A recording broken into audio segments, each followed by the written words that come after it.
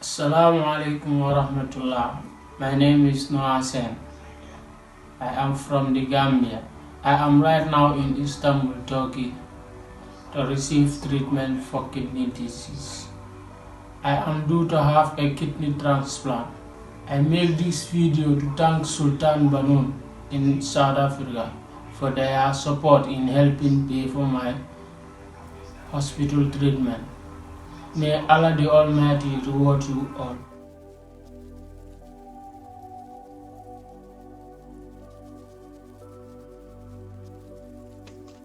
So I'm Fatima. I'm the National Director of the Sultan Bahu Center.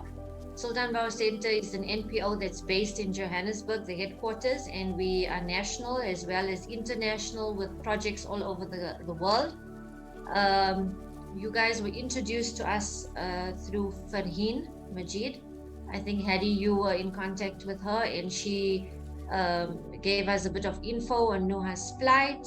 And Alhamdulillah, we came to the party with all our donors and we were able to give Nuha a new kidney, so to speak. Alhamdulillah. I knew Nuha through another patient called Saini Kamara. He passed away, and may Allah grant him Janatul Firdaus. He was also just 15 years old, and he had end-stage kidney end-stage kidney disease. And basically, he was going on dialysis, and we used to help him with our charity Liwajhila. It entailed having to spend about $50 per dialysis session. So we have been with these dialysis patients for the longest of time. And may Allah reward your charity, because you guys don't understand how much of an impact you had on Nuha and how much we have been struggling with these kidney patients. I happen to be doing the hospital rounds for Liwajhila, because I work in Banjul. Banjul is the main hospital, which is the city. So I used to go and check out all the deprived patients in the hospital. And I was introduced to this bunch of young children who had end-stage kidney problems. So through that, I met Saini Kamara. Another lady called Mariama Iranjang passed away. We've had about 7 or 8 little young girls, boys and girls, pass away through this kidney. So I got introduced by Saini Kamara, who passed away. And when he passed away, I just thought, oh no, I cannot give up on Nuha. So it was very passionate for me to try and help Nuha. So when I met Nuha then, it was when Aji said, it continued on. We tried to support him until he had partial funding and in Turkey to have kidney dialysis done. The whole amount was very huge, but he had partial funding, and he came to me and said, can you help me fundraise for about whatever amount was it $13,000. So that was when we started the GoFundMe, and Allah introduced us to you guys, and you were able to make this a reality. So I just wanted to give a bit of background as to how we met Nuha. Okay, first of all, my was Alhamdulillah Rabbil Alamin. Santa Yala, forgive him. Okay, so he's praising Allah. He's saying Alhamdulillah Rabbil Alameen, and extending his praise to Allah first and foremost. Mange santa ñam tamit yàlla mu faylen ya jëf ju baax ñu def ci man yàlla na yàlla faylen yàlla rek moo leen mën. And he's also extending his deep gratitude to all of you, the entire team of Sultan Bahu, for what you have done for him, and just reiterating that it is only Allah subhanahu wa ta'ala that can reward you for your sacrifice and for your generosity.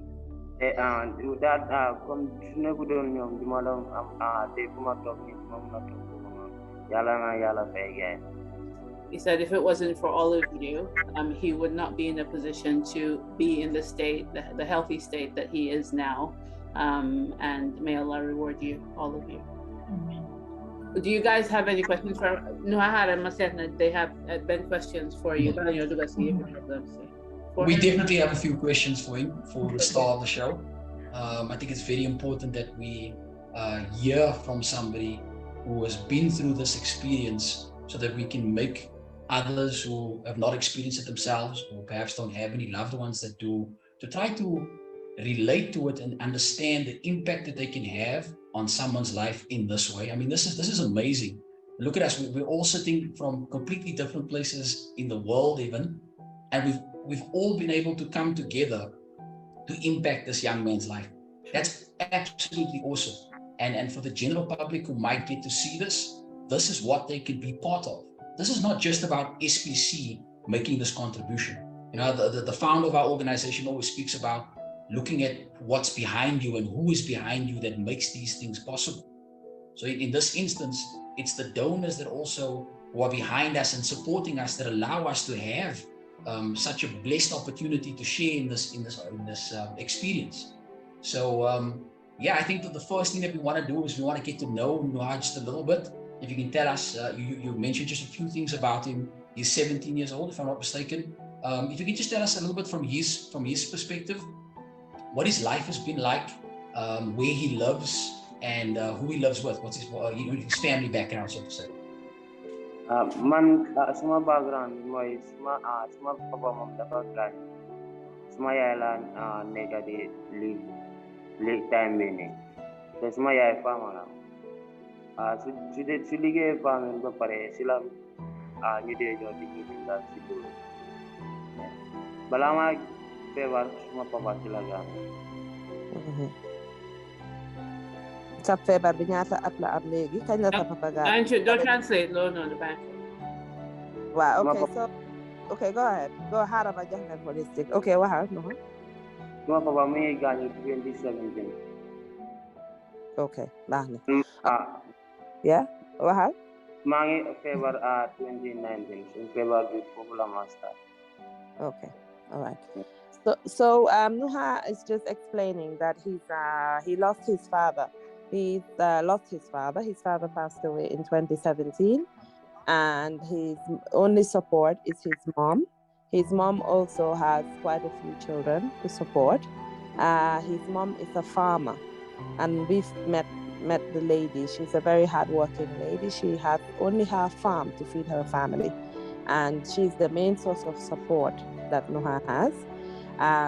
Ever since 2019, Nuha has, been suffering from this illness, and apart from meeting Liwajhillah, his main source of support has been his mom. Nuha, how old were you when you were diagnosed with renal failure? I was 14 years old when I was diagnosed. Did you understand what it entailed for you, what your journey was going to be like? Munenda xamoon nga feebar bi naka la mel biñ la diagnose na xamoon nga naka la serious naka la feebar bi mel biñ la diagnose at 14. bu ma doon diagnose time boobu noonu feebar bi xama woon detail si nu mu demee waaye bu ma attaquoon first daf ma sonaloon bu baax sax time boobu noonu balaa maa xam yenn seen karité bi ana yeneen saa dama dee dem dialysis ma ñibbi bagage amul foofu noonu ma mën a fay pour def dialysis. So loolu naka la meloon ci sa yaram dang daan feebar? dama daan feebar time boobu noonu every week te ma dee admit si hospital te duma dee am correct dialysis time boobu. Okay. So he said when he first found out about the illness, he did not really know the realities of it. And that was prior to him meeting our charity, Liwajhillah. He used to struggle in terms of paying for the dialysis treatment, as well as getting even the consumables for the dialysis. So he used to regularly admit in hospital. He did not used to have effective treatment or proper dialysis treatment due to financial challenges, as well as challenges with the hospital getting the consumables. So he really used to struggle, and he used to be ill all the time. That was before he met our charity. I can imagine, because him being so young, must have been difficult for him to even comprehend what he was going through at that time. Exactly. So where is Nuha at the moment? Is he in Gambia? Yeah, so I will tell you a little bit more about him, because I know him inside out. I've almost become a parent to him now.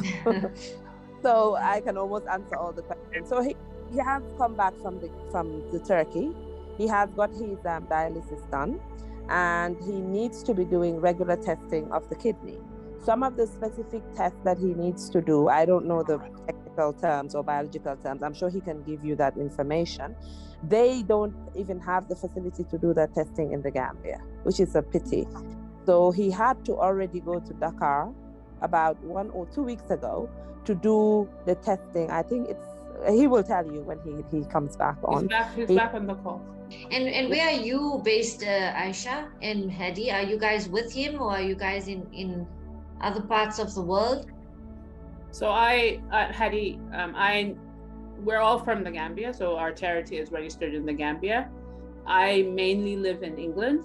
My sister Aisha, who's also in the charity, lives in the Gambia, but currently she's just traveling for work. So she's joining the call from Costa Rica, but she lives in the Gambia. Ajiramu also, who's also on the call, who did the introductions, also lives in the Gambia. So the bulk of the people who run the charity on the ground are based in the Gambia, but people do travel in and out for personal and work reasons. Of course. So the kidney was given by Nuha's brother, you say? Was that the match? Yes. Yes. And how's he doing? How's Nuha's brother doing, and how old is he? Nuha, how old is Yaya? Yaya is 30 years old. He's 30 years old. Yaya was his older brother, and he happened to be a match, and he gave him the kidney. So I think what you find is Nuha lives currently. His mom lives in the village, but because of medical reasons, we're just making sure he doesn't catch infection because he's very susceptible. His mom has left him to live with his older sister, who lives with her husband. They live in a tiny place because of financial reasons, but the sister, takes care of Nuha very well. Nuha, you were at which grade were you when you left school? Because 7. Of the illness? He was at grade 7. So there was even a point where during his dialysis, when he was feeling better, we tried to get him back to school. But you have to realize he had to do dialysis Monday, Wednesday, and Friday. It was almost impossible to go back to school. How have things changed for Nuha? I mean, I'm sure as a young man, suffering with this from the age of 14 must have been very difficult. And I'm sure there's a lot of things that he may have missed out on in his life as a result. I mean, we just mentioned his schooling. So since the surgery, how have things sort of changed for him in a positive way, if any? My surgery, it's not different. Even my doctor today, a distance like some days on I'm energy. Put off low am than ever sorry. While you now. The Paramunatul Munulo on an andoch.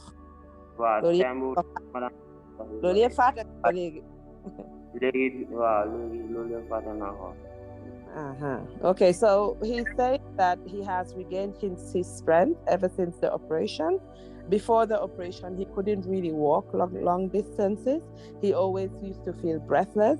He was always ill. He would always admit in hospital as well. And they even limited, because he couldn't have dialysis all the time, they limited his food intake and his water intake. Living in a country like the Gambia, which is very, very hot, some of the dialysis patients are given a half a glass of water to be able to drink a day, because otherwise they drink too much. They will need to have a dialysis, and basically sometimes the treatment wasn't available. Sometimes the dialysis unit had issues, and sometimes even the consumables were not available. So all those stuff caused restrictions in a very, very strict diet, where unfortunately they couldn't even drink water. Drinking water, for me, when I met these patients, whenever I drink water now, I say Alhamdulillah, because it's a luxury for them to drink properly, hydrate themselves. So yeah, all these things have become a thing of the past for him. And I think it's also, listening to the challenges that Nuha's been through, I want to know from Nuha, why does he think it's important for the general public to know more about situations like this? I mean, there are thousands, tens of thousands of people suffering with this condition around the world who don't have access to the treatment, who don't have access to the resources to get a transplant. Why does he think it's important for the general public to learn more about this? I mean,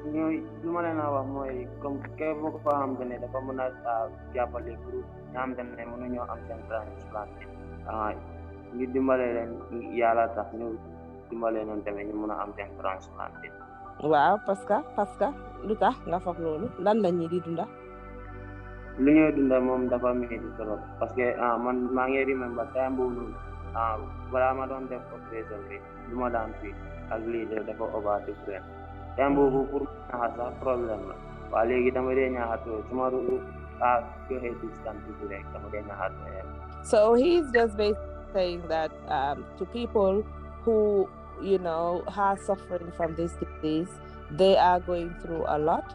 Things that you take for granted, that most people will feel, you don't feel. In fact, he just said now that he recalls that before his transplant, he didn't even used to sweat. And now he will walk a distance and he will actually sweat. So he's saying to people who can donate and who can assist people with this disease to please assist them just for the sake of Allah, because they are going to make a big difference to these people. This illness is very timely in terms of treatment. If they don't have their dialysis, they run into numerous problems. So it is one of those diseases that one has to at least have to have the finances, one has to have the time to be going for dialysis almost every 2 days. And that comes with its challenges. And I think I would also just point out that the quality of dialysis in the Gambia is actually quite poor. So when people already have injury to their kidneys, the filtering that they're getting in the hospital sort of artificially is not really cleaning their body in the way that it's supposed to. So they're actually getting more injury to their other organs potentially through that process. So often you find that people would, you know, like the gentleman that my sister mentioned at the beginning of the call who passed away, they often pass away simply from the process of dialysis because they get repeat infections and they lose function of some of their other organs. So Nuha is incredibly lucky to have been able to go through that process and now be on the other side. I think we saw a little bit of that actually whilst he was in Turkey, because they had to have quite a big medical team to look at his case. To really assess because it wasn't as straightforward, I think, as some of the people who were coming from countries where the quality of dialysis was perhaps more adequate. Assalamu alaikum wa rahmatullah. Good morning to friends, family, and donors. My name is Nuha. I'm sure you recognize me. Fundraising was done and learned good in the past 3 months. I would like to thank all donors that I have had my transplant these past 3 weeks and it was successful. Alhamdulillah Rabbil Alameen. I am now getting post-transplant care and it is going successfully. May God guide you all in any form of difficulty. Bless you all, reward you abundantly. You have saved my life. And I want to tell you I am truly grateful. Thank you for me and my family.